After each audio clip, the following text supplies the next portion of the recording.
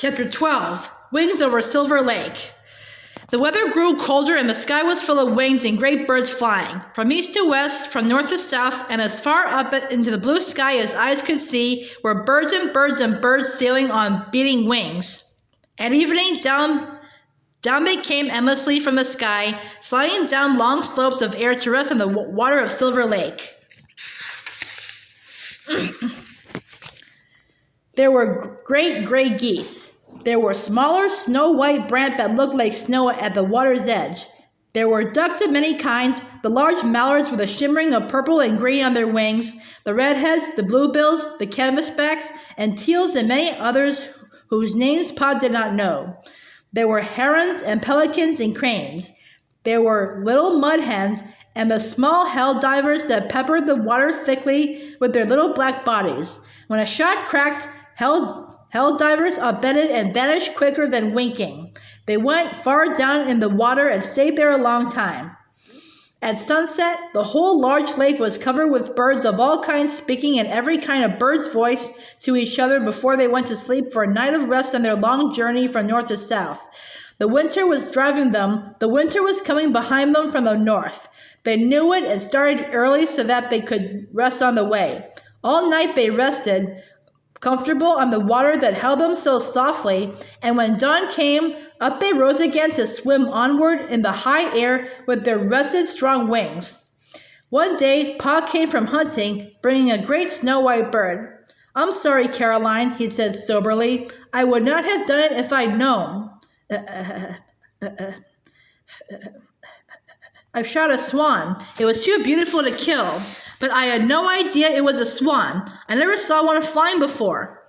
"It can't be helped now, Charles," Ma told him. They all stood looking sorrowfully at the beautiful snowy bird that would never fly again. "Come," said Ma, "I'll pluck its feathers and you'll skin it. We'll cure the skin with the swan's down on." "It's bigger than I am," Carrie said. The swan was so large that Pa measured it. Its feathery white wings measured 8 feet from tip to tip. Another day, Pa brought a pelican to the shanty to show Ma what it was like. He opened the long bill and dead fish fell out of the pouch of skin underneath it. Ma snatched up her apron and pressed it to her face, and Carrie and Grace held their noses. "Take it away, Charles, quick," said Ma through the apron. Some of those fish were fresh, and some were fish that had been dead a long, long time. Pelicans were not fit to eat. Even their feathers smelled so strongly of rotten fish that Ma could not save them for pillows. Pa shot all the ducks and geese that they could eat, but he shot nothing else except hawks. Sometimes he shot a hawk because hawks kill other birds.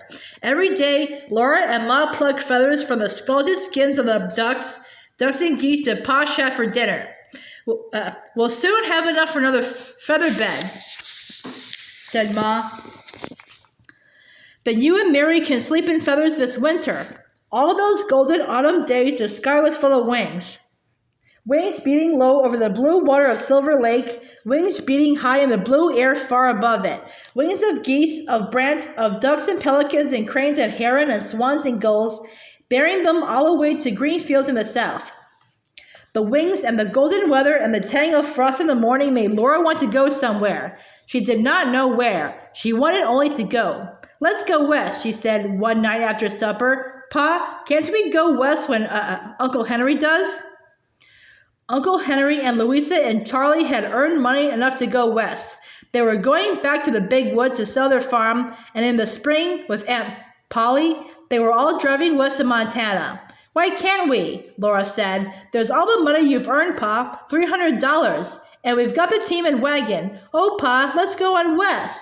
"Mercy, Laura," Ma said. "Whatever." She could not go on. "I know, little half-pint," said Pa, and his voice was very kind. "You and I want to fly like the birds, but long ago I promised your ma that you girls should go to school. You can't go to school and go west. When this town is built, there'll be a school here. I'm going to get a homestead, Laura, and you girls are going to school." Laura looked at Ma and then again at Pa, and she saw that it must happen. Pa would stay on a homestead, and she would go to school. "You'll thank me someday, Laura, and you too, Charles," Ma said gently. "Just so you're content, Caroline, I'm satisfied," said Pa. That was true, but he did but he did want to go west. Laura turned back to the dishpan and went on washing the supper dishes. Another thing, Laura, said Pa. You know Ma was a teacher, and her mother before her. Ma's heart is set on one of you girls teaching school, and I guess it will have to be you. So you see, you must have your schooling. Laura's heart jerked, and then she seemed to feel it falling far, far down. She did not say anything. She knew that Pa, Ma, and Mary, too, had thought that Mary would be a teacher. Now Mary couldn't teach, and... Oh, I won't, Laura thought. I don't want to. I can't. Then she said to herself, you must. She could not disappoint Ma. She must do as Pa said. So she had to be a school teacher when she grew up. Besides, there was nothing else she could do to earn money.